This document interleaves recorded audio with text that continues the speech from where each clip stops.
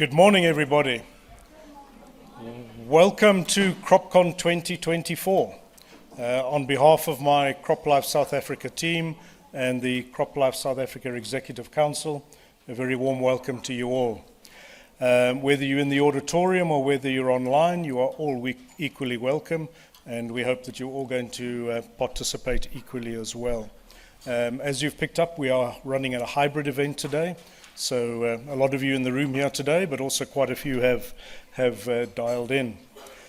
CropCon 2024 has been run as a roadshow. So today is the first of 5 that we were holding at different geographic locations around the country, with the aim being to get to as many of our members as possible. Alriza is going to start circulating an attendance list on the side.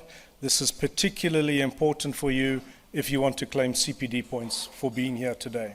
So as a reminder, you get CPD points for participating in the roadshow by being here in person at the 5 different venues, or if you complete the online quizzes, if you could not attend in person.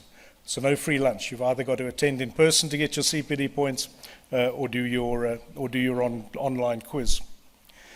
We have a great program for you for the next few hours, so I really encourage all of you, whether you're online or in the room, to participate. When we have the Q&A section after each segment, if you're in the room, please raise your hands, ask your question, we'll answer it. If you're online, please type your questions in the chat function.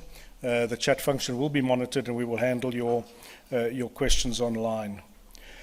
Also, if you are a virtual attendee, please type your name and the company you're representing in the chat function, just so that we can see who has participated remotely. Now, those of you who have read all the information we've sent out already about CropCon 2024, you will realize that there is a single word that is the common theme through everything we're going to cover today, and that theme is compliance.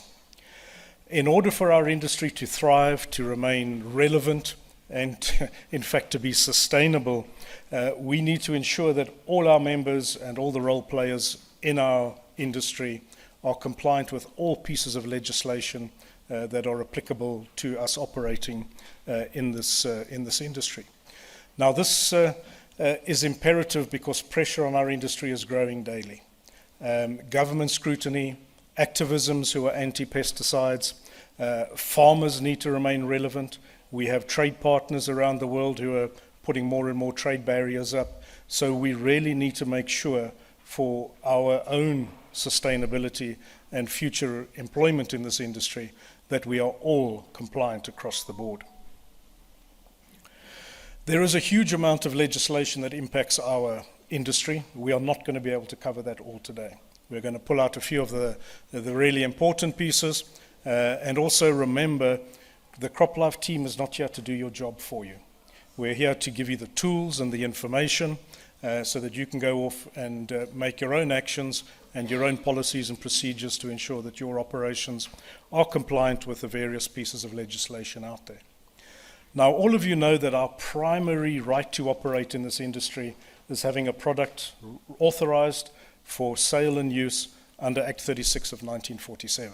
So that is absolutely no surprise. That is the first stage of compliance that we all need to have, otherwise there is no industry.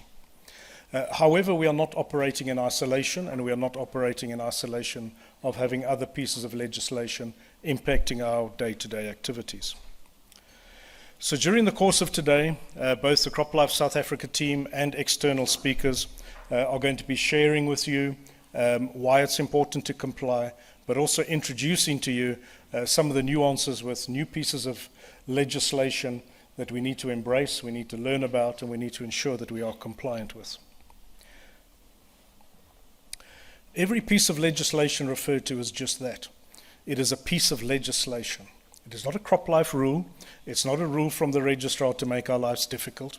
It is legislation that has been passed by our parliament, and it is in force, and in many cases carries pretty strict sanction in the cases of non-compliance.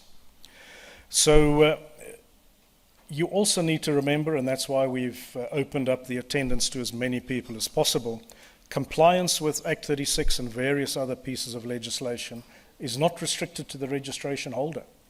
We also have to take cognizance of the fact that the distribution channel also has to be compliant with lots of pieces of legislation.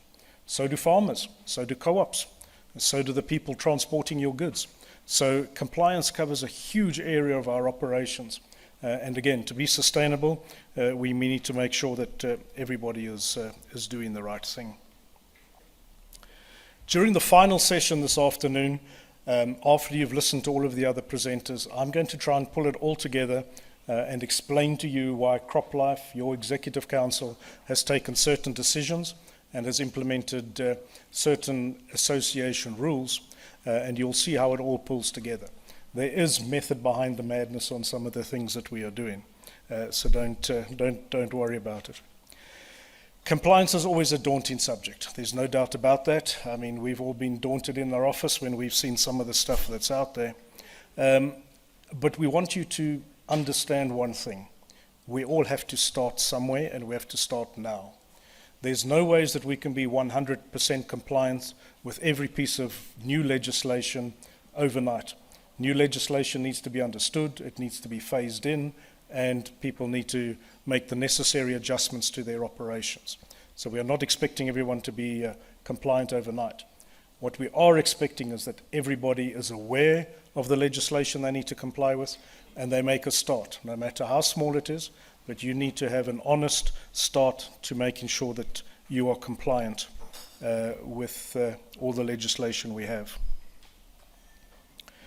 So again, a very warm welcome to you. I really don't want you to believe we're just here preaching fire and brimstone, that if we don't comply, goodbye the industry, but that is the reality. We do need to make sure that we are doing things correctly going forward, but it's very much interactive.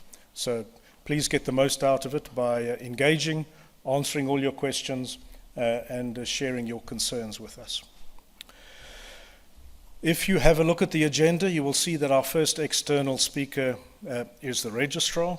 So I think a lot of you don't need any introduction, but you've all seen the communications. So just to remind you that Mr. Mudzunga is the Chief Director, Inspection and Quarantine Services at Delrad, and in addition to his new role as Chief Director, he still retains the hat of the registrar as defined under Act 36 of 1947. So, of course, the primary piece of legislation that we have to comply with to operate within our industry. Jonathan, if I could ask you to come up and start the first session with us, please. Thank you.